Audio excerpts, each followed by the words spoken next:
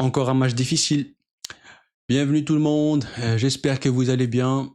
On est aujourd'hui de retour pour l'avant-match entre le Barça et Osasuna, ou je pourrais dire Osasuna-Barcelone parce qu'on joue à l'extérieur. Pour le compte de la 8e journée de Liga, un déplacement compliqué pour le FC Barcelone qui a pour cœur de continuer sa série d'invincibilité, mais pas que d'invincibilité, mais sa série de victoires. On veut enchaîner un 8 sur 8 et on est parti. On va parler de cette équipe d'Osasuna. On va aussi parler de quelques informations sur les retours des blessés. Et on va parler de la compo probable, qui sera titulaire, qui sera mis au repos. Et on finira par un petit pronostic des familles. Avant de commencer cette vidéo, merci à tous ceux qui prendront un petit moment pour liker, partager, vous abonner et mettre un petit commentaire. Dites-moi ce que vous en pensez de cette équipe d'Osasuna, dites-moi votre compo probable et donnez-moi vos pronostics dans les commentaires. Je vais lire tout ça tout en détente. On est parti donc pour cet avant-match. L'équipe d'Osasuna, équipe très compacte, équipe très difficile à jouer.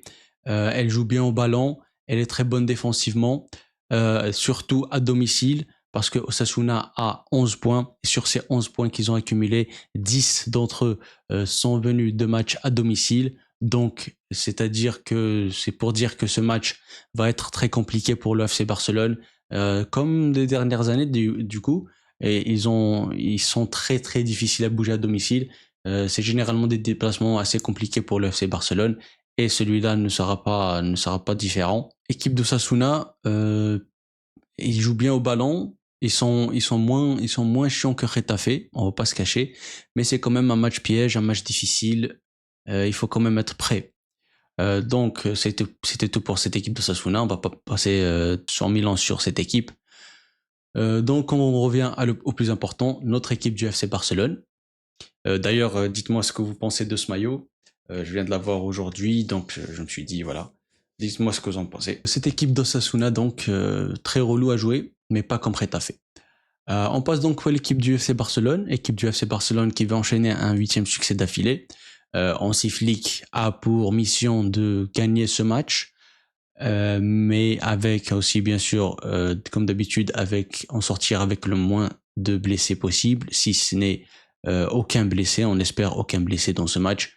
Un déplacement qui vient après ce match très compliqué face à Getafe, où on a bien géré, mais cette équipe de Getafe nous a causé un petit peu de problèmes, mais pas sur le côté où ils ont mis des occasions, tout ça, mais beaucoup plus sur le domaine où ils ont donné beaucoup de coups.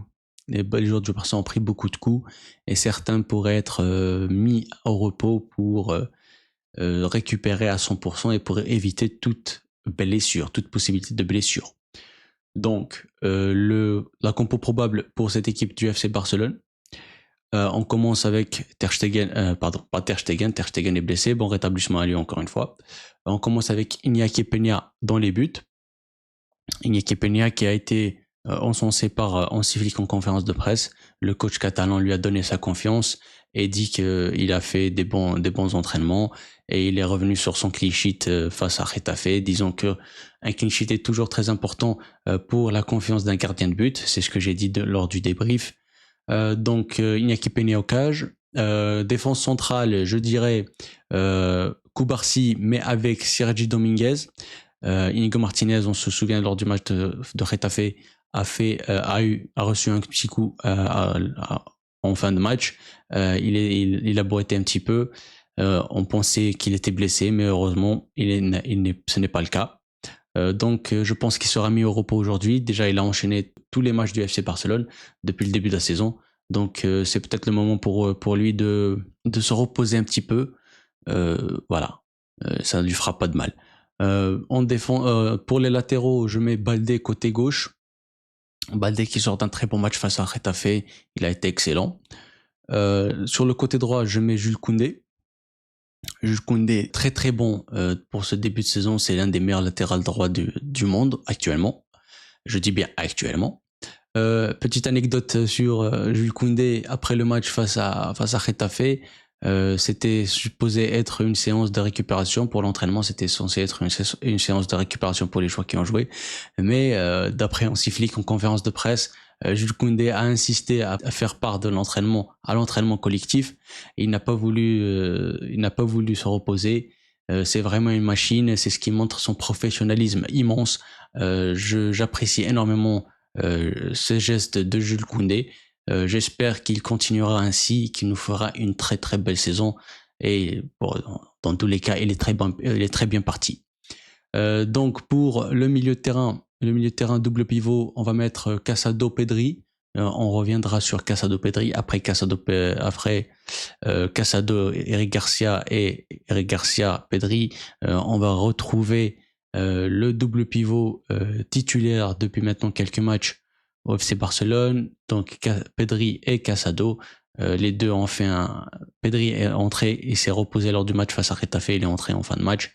Et Casado a fait tout le match face à Getafe, mais il est en top forme et il fait des prestations assez impressionnantes. Pour le numéro 10, je vais mettre Rafinha. Je vais pas mettre Pablo Torre, je vais mettre Rafinha. Pablo Torre pourrait rentrer en deuxième période. C'était pas parce que Pablo Torre a fait de mauvaises prestations, c'est juste que Rafinha, dans ce match-là, sera peut-être meilleur s'il est amené à jouer en numéro 10. Ça, c'est mon ressenti.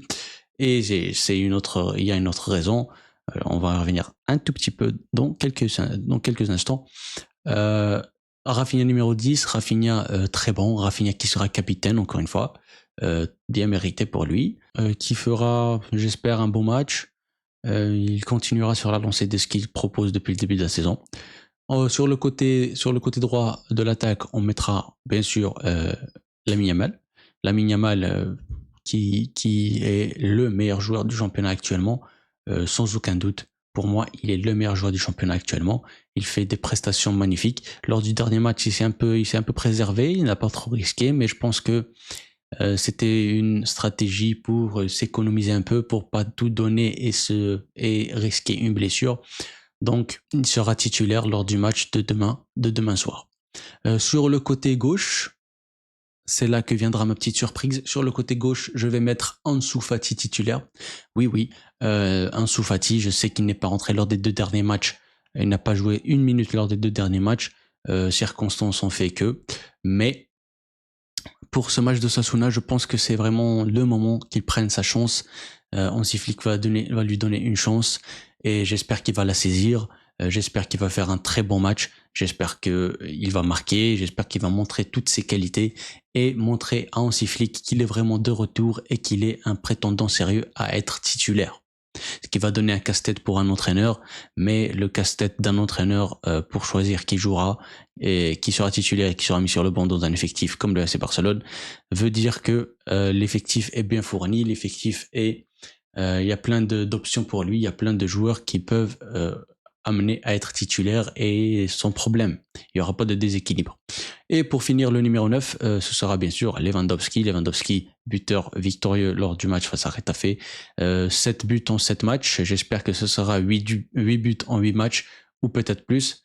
De toute façon, Lewandowski, c'est le meilleur attaquant possible pour l'FC Barcelone. Et j'espère qu'il marquera et qu'il fera une très bonne prestation. À noter en conférence de presse, Hansi Flick qui parle de Frenkie de Jong. Frenkie de Jong qui s'entraîne très bien avec le groupe. Il a de bonnes sensations sur sa cheville. Il s'entraîne avec le groupe de manière assez intensive. Lui et Gavi d'ailleurs. Mais pour Gavi, ce sera un petit peu loin pour son retour. Mais pour Frenkie de Jong, son retour se rapproche de plus en plus. On parle peut-être dès le match de la Champions League face aux Young Boys ce mardi, pardon. J'espère qu'il sera de retour, qu'il sera apte. Il est officiellement, Hansi Flick l'a confirmé, il sera officiellement mis au repos aujourd'hui pour le match de demain, pardon. Donc voilà. Frenkie de Jong bientôt de retour, ce qui est une belle chose, une très très bonne nouvelle pour le FC Barcelone. On est parti donc pour finir cette vidéo avec le pronostic, le fameux pronostic. Je n'ai pas eu un seul pronostic correct depuis le début de la saison, depuis le début que je fais ces vidéos. J'espère que ce sera le bon match. Donc, je vais dire victoire du Barça 3-1. On va encaisser un but malheureusement, mais c'est par rapport, je dis qu'on va encaisser un but par rapport à ce que je viens à ce que j'ai dit par rapport à l'équipe de Sasuna, une équipe qui joue très bien à domicile, 10 buts, 10 points sur 11 pris sont venus de leur match à domicile. Donc je pense qu'ils vont marquer, ils vont mettre une grosse pression dès l'entame. Ils vont essayer de déstabiliser cette équipe du FC Barcelone. Hansi Flick va peut-être faire ce qu'il a fait face à Villarreal, c'est-à-dire une défense très haute. Donc on risque de se prendre vraiment de se faire prendre dans le dos. J'espère que ça portera pas préjudice, mais Osasuna va donner, va tout donner, va mettre une pression dès l'entame.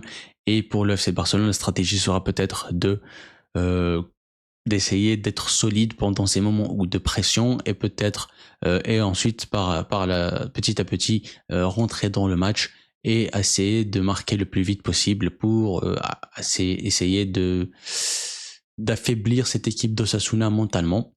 Donc je dis une victoire du FC Barcelone 3-1.